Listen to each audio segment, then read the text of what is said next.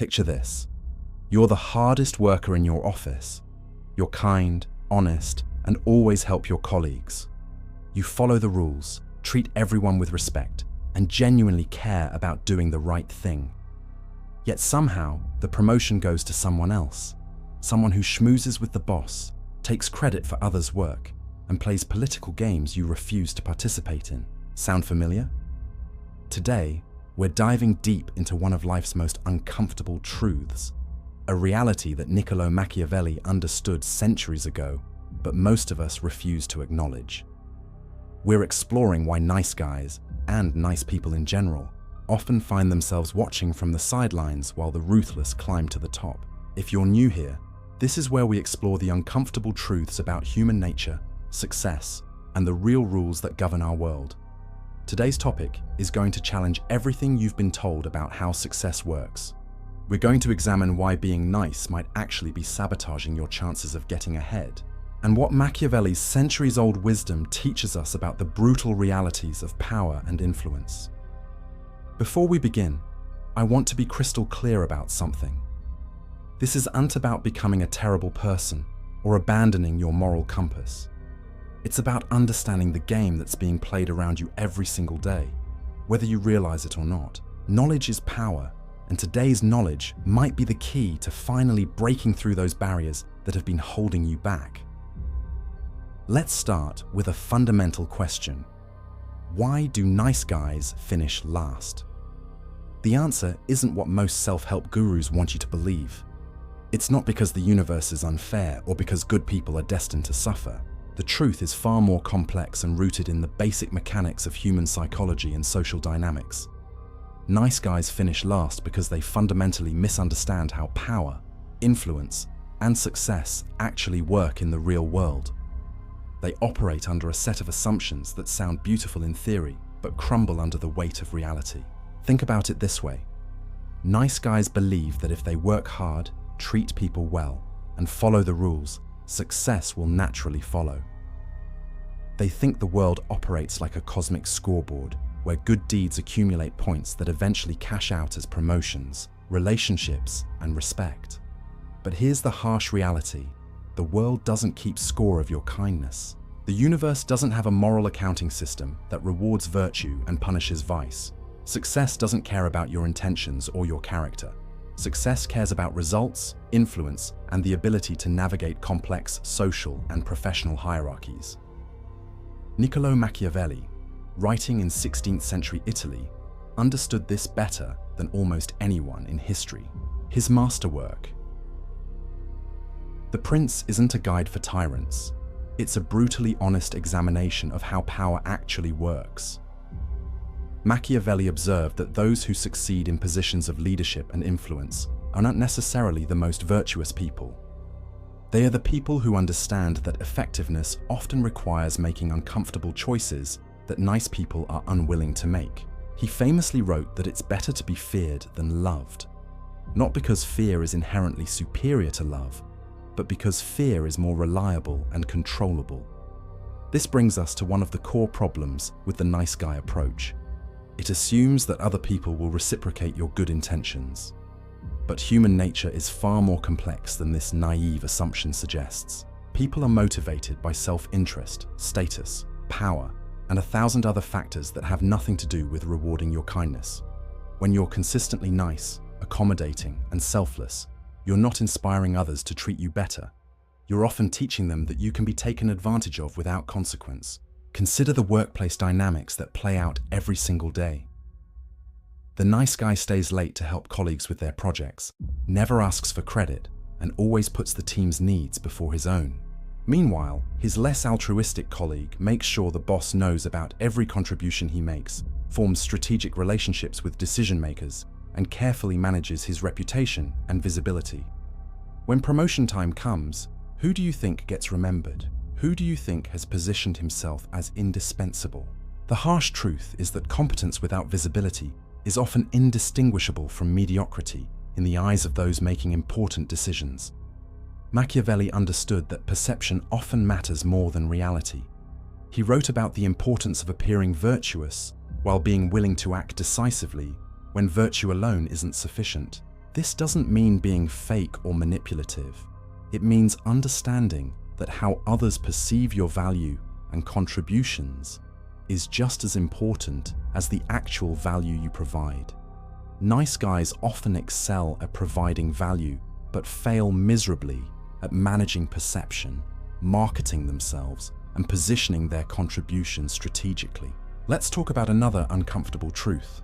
Nice guys often finish last because they avoid conflict and difficult conversations. They prioritize harmony over results, comfort over growth, and being liked over being respected. But leadership, success, and influence often require making decisions that not everyone will like. They require having difficult conversations, setting boundaries, and sometimes disappointing people in service of larger goals. Nice guys struggle with this because they've made being liked more important than being effective. Machiavelli observed that successful leaders must be willing to be disliked when necessary. They must be comfortable with the fact that doing the right thing for an organization, relationship, or situation sometimes means making enemies or disappointing people who expected you to always prioritize their comfort over difficult truths. This doesn't mean being cruel or unnecessarily harsh. It means having the courage to make difficult decisions and communicate hard truths when the situation demands it. The psychology behind why nice guys struggle goes even deeper than workplace politics. Many nice guys operate from a place of seeking approval and validation from others. Their kindness isn't purely altruistic. It's often motivated by a deep need to be liked and accepted. This creates a fundamental weakness that others, consciously or unconsciously, learn to exploit. When your primary motivation is gaining approval, you give others tremendous power over you. You become predictable, manageable, and ultimately less valuable because everyone knows you'll prioritize their comfort over your own interests. Think about negotiation, for example. The nice guy enters every negotiation worried about being fair to the other party, concerned about not asking for too much, and focused on maintaining a pleasant relationship. Meanwhile, the other party is focused on getting the best possible outcome for themselves. Who do you think walks away with a better deal? The person who's trying to be fair to everyone, or the person who's strategically advocating for their own interests while maintaining enough rapport to keep the negotiation productive? Machiavelli wrote extensively about the importance of understanding human nature as it actually is, not as we wish it were. He observed that people are generally self-interested, that they respond more strongly to incentives and consequences than to appeals to virtue, and that they often mistake kindness for weakness. This isn't cynicism, it's realism. Understanding these truths doesn't mean you have to become ruthless or abandon your values. It means you can navigate the world more effectively by working with human nature instead of against it. One of the most dangerous myths that nice guys believe is that everyone operates by the same moral code they do. They assume that if they treat others with respect and fairness, others will reciprocate. But this assumption leaves them vulnerable to people who operate by different rules. While the nice guy is focused on being fair and considerate, his competitors are focused on winning and advancing their interests. This isn't necessarily because they're bad people. They just understand that success requires strategic thinking and the willingness to prioritize results over universal approval. Let's examine what Machiavelli called the lion and the fox. He argued that effective leaders must embody both the strength of the lion and the cunning of the fox. The lion represents the ability to be direct, powerful, and unwavering when necessary. The fox represents the intelligence to navigate complex situations, understand hidden motives, and adapt strategies based on changing circumstances. Nice guys often try to be neither.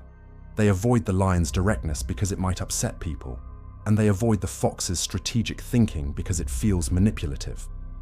The result is that they become sheep in a world full of lions and foxes. This brings us to another critical point, the difference between being nice and being kind. Being nice often involves telling people what they want to hear, avoiding difficult conversations, and prioritizing short-term harmony over long-term results. Being kind, on the other hand, involves genuinely caring about people's best interests, even when that means having difficult conversations or making decisions they won't initially appreciate. A kind person will give honest feedback that helps someone improve, even if that feedback is initially uncomfortable. A nice person will avoid giving feedback to preserve the relationship, even if that lack of honesty ultimately hurts both parties. Machiavelli understood that truly caring about outcomes often requires making choices that don't feel nice in the moment. A manager who consistently avoids giving direct feedback to underperforming employees might think he's being nice, but he's actually being cruel to the employee who isn't growing, to the team that has to compensate for poor performance, and to the organization that suffers from his conflict avoidance. True kindness often requires the courage to be temporarily disliked in service of better long-term outcomes for everyone involved. The dating world provides another clear example of why nice guys often struggle. The stereotypical nice guy in dating approaches relationships like transactions. If he's attentive, generous, and accommodating enough, the other person should naturally develop romantic feelings for him. But attraction doesn't work like a vending machine where you input kindness tokens and receive romantic interest. Attraction is complex, often based on confidence, mystery, challenge, and emotional stimulation. The nice guy, who's always available, always agreeable, and never creates any tension or unpredictability, often becomes boring and taken for granted. This doesn't mean you should be cruel or manipulative in relationships. It means understanding that being challenging, having boundaries, and maintaining your own interests and identity often makes you more attractive and respected than being completely accommodating. People are drawn to others who have their own lives, opinions, and standards. When you're always agreeable and always available, you remove the very elements that create interest and desire. Machiavelli's observations about power dynamics apply perfectly to personal relationships. He noted that people often value most what they have to work for and what might be lost. When you make yourself completely available and predictable, you remove the elements of uncertainty and challenge that often fuel attraction and respect. This isn't about playing games, it's about maintaining your own identity and standards, instead of molding yourself into whatever you think the other person wants. Let's talk about the concept of strategic empathy. Nice guys often have tremendous empathy. They can understand and feel others' emotions deeply, but they often lack strategic empathy, the ability to understand others' motivations, incentives, and likely behaviors in order to navigate relationships and situations more effectively. Machiavelli had strategic empathy in abundance. He could put himself in others' shoes, not just to feel what they felt, but to predict how they would act and what would influence their decisions. For example, a nice guy might see that his colleague is stressed about a deadline and offer to help with the work. Strategic empathy would also consider, what does this colleague gain by accepting help versus declining it?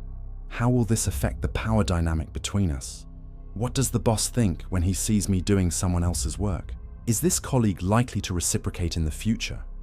Or have I established a pattern where I give and they receive? Strategic empathy doesn't eliminate compassion. It just adds a layer of strategic thinking that helps you be more effective in your compassionate actions. One of the most important lessons from Machiavelli is that intentions matter far less than results. Nice guys often get so focused on having good intentions that they lose sight of whether their actions are actually achieving positive outcomes. They might enable someone's bad behavior because confronting it would feel mean. They might avoid making tough business decisions because those decisions would be unpopular, even if avoiding them hurts the organization. They might stay in dysfunctional relationships because leaving would feel selfish, even if the relationship is toxic for both parties. Machiavelli would argue that true virtue isn't about feeling good about your intentions. It's about achieving outcomes that actually benefit the people and causes you care about. Sometimes this requires making decisions that feel uncomfortable or that others will initially resist. Sometimes it requires prioritizing long-term benefits over short-term approval. Sometimes it requires accepting that not everyone will like you or understand your choices. This connects to another crucial concept: the difference between being respected and being liked. Nice guys typically prioritize being liked, but respect is often more valuable for achieving meaningful goals and building genuine relationships. Respect comes from demonstrating competence, integrity, and the courage to stand by your principles even when it's difficult. Likability often comes from telling people what they want to hear and avoiding any actions that might create discomfort. or disagreement. The problem is that when you prioritize being liked over being respected, you often end up with neither. People may enjoy your company when everything is going well, but they don't turn to you for leadership, advice, or partnership when things get challenging. They see you as pleasant but not powerful, nice but not influential. Respect, on the other hand, often leads to genuine liking over time, as people come to appreciate your authenticity, reliability, and strength. Machiavelli observed that fear and love are both powerful motivators, but love is fickle and fear is consistent. While this sounds harsh, he was making a practical point about human psychology. People's feelings towards you can change based on circumstances, moods, and competing interests, but their understanding of consequences tends to be more stable. This doesn't mean you should try to make people afraid of you. It means you should be willing to enforce boundaries and consequences when necessary, rather than always accommodating poor behavior to maintain artificial harmony. Let's examine how this plays out in leadership situations. A manager who is loved by his team but never enforces standards or holds people accountable will often find that his team's performance suffers over time. The high performers become frustrated that their extra effort isn't recognized or rewarded differently than mediocre performance. The low performers learn that there are no real consequences for subpar work. Meanwhile, a manager who sets clear expectations, provides honest feedback, and enforces consequences consistently might be initially less popular, but ultimately earns more respect and achieves better results for the entire team. The key insight here is that being an effective leader often requires making decisions that prioritize the team's success over individual comfort levels. This might mean having difficult conversations with underperformers, making unpopular strategic decisions, or saying no to requests that would compromise larger objectives. Nice guys often struggle with this because they've conflated being a good person with never disappointing anyone. Another area where nice guys often struggle is in understanding the importance of scarcity and exclusivity. When you're always available, always saying yes, and always accommodating others' requests, you train people to devalue your time and contributions. Machiavelli understood that value is often tied to scarcity. People appreciate most what they can't easily obtain or replace. This doesn't mean being artificially scarce or playing hard to get, but it does mean having boundaries, standards, and priorities that you're willing to maintain even when others pressure you to compromise them. Think about the most successful people you know. They typically aren't the ones who say yes to every request or who are available for every social gathering. They're strategic about how they spend their time and energy. They maintain high standards for the projects they take on and the relationships they invest in, and they're comfortable disappointing some people in order to excel in the areas that matter most to them. This selectivity isn't selfishness. It's strategic resource allocation that allows them to provide exceptional value where they choose to focus their efforts. Now, let's address a crucial misconception. Embracing these Machiavellian insights doesn't mean becoming ruthless, cruel, or abandoning your moral compass. Machiavelli wasn't advocating for evil behavior. He was advocating for effectiveness. There's a significant difference between being strategically intelligent and being morally bankrupt. You can maintain your core values while becoming more sophisticated in how you navigate complex social and professional situations. The goal isn't to manipulate or harm others. It's to understand how human psychology and social dynamics actually work so that you can achieve your goals while building genuine relationships and creating positive outcomes. This might mean learning to communicate more directly, setting clearer boundaries, being more strategic about how you invest your time and energy, and developing the confidence to make decisions that not everyone will immediately appreciate. Consider the concept of enlightened self-interest. This is the idea that taking care of your own interests intelligently often aligns with creating positive outcomes for others. When you succeed and thrive, you're typically in a better position to help others, contribute to causes you care about, and create value in the world. When you consistently sacrifice your own interests to avoid disappointing others, you often end up less capable of making meaningful contributions over time. A practical example. If you always work late to help colleagues with their projects without getting appropriate recognition or compensation, you might think you're being generous and team-oriented. But over time, this pattern can lead to burnout, resentment, and reduced effectiveness. You're also not helping your colleagues develop their own skills and time management abilities. A more strategically intelligent approach might involve helping selectively, ensuring your contributions are visible and appreciated, and sometimes saying no to requests that would compromise your own priorities and effectiveness. This brings us to the importance of developing what we might call strategic virtue, the ability to be genuinely good while also being strategically intelligent about how you express that goodness. Strategic virtue involves understanding that your intentions don't automatically translate into positive outcomes, that being effective sometimes requires making choices that feel uncomfortable in the moment, and that truly helping others often requires having the courage to do things they might not initially appreciate. For instance, a strategically virtuous friend might refuse to enable someone's self-destructive behavior, even if saying no feels mean in the moment. A strategically virtuous employee might push back on unrealistic deadlines that would compromise quality, even if the boss initially responds poorly. A strategically virtuous leader might make unpopular decisions that serve the organization's long-term interests, even if those decisions create short-term discomfort for team members. Let's also examine the role of confidence in why nice guys often struggle. Nice guys frequently suffer from what psychologists call imposter syndrome. They doubt their own worth and capabilities, so they try to compensate by being extra accommodating and helpful. But this approach often backfires because confidence is attractive and influential, while constant self-doubt and approval-seeking behavior tends to push people away. Machiavelli understood that projecting confidence and competence is often as important as actually being confident and competent. This isn't about being arrogant or fake. It's about learning to advocate for yourself, communicate your value clearly, and carry yourself in a way that commands respect. When you constantly defer to others, minimize your own contributions, or seek validation for basic decisions, you train people to see you as less capable and valuable than you actually are. The path forward isn't about becoming a different person. It's about becoming a more complete version of yourself. This means maintaining your core values and genuine care for others, while developing the strategic intelligence and personal confidence that allow you to be more effective in pursuing your goals and helping others achieve theirs.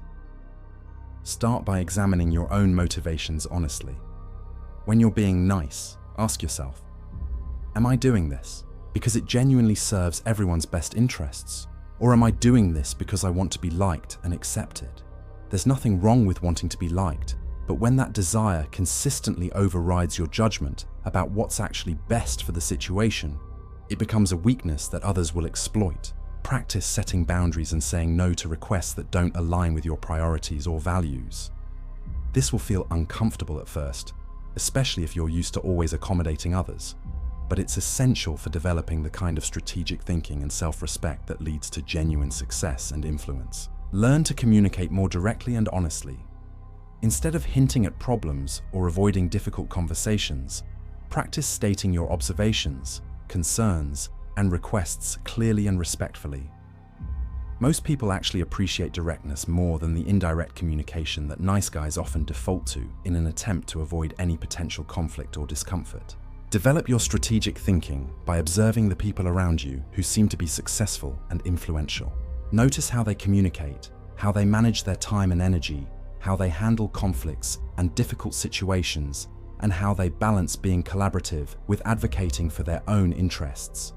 You don't have to copy their behavior exactly, but you can learn from their approaches and adapt their strategies to fit your own values and personality. Finally, remember that becoming more strategically intelligent and confident doesn't mean abandoning kindness or generosity.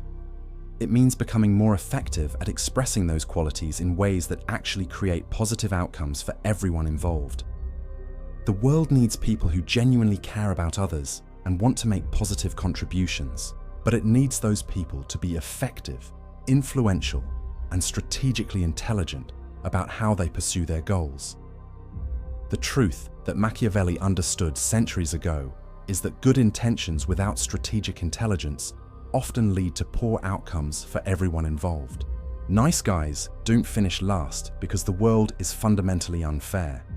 They finish last because they approach complex situations with oversimplified strategies that don't account for how human psychology and social dynamics actually work. But here's the encouraging news. These skills can be learned and developed. You don't have to choose between being a good person and being successful. You can maintain your moral compass while developing the strategic intelligence, confidence, and communication skills that allow you to achieve your goals and create positive impact in the world. The question isn't whether you should be nice or strategic. It's how you can integrate genuine care for others with intelligent approaches to achieving meaningful outcomes. When you master this integration, you'll find that you can be both respected and liked, both successful and ethical, both strategic and authentic. This is the real lesson from Machiavelli's work. Effectiveness and virtue aren't opposites. They are partners. The most successful and influential people throughout history have typically been those who combine genuine concern for meaningful outcomes with sophisticated understanding of how to navigate complex human situations.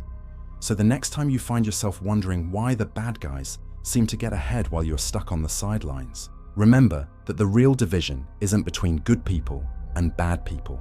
It's between people who understand how the world actually works and people who are still operating under assumptions that sound noble but do not reflect reality. You can choose to remain naive and hope that the world will eventually reward your good intentions, or you can choose to develop the strategic intelligence that allows you to be both good and effective.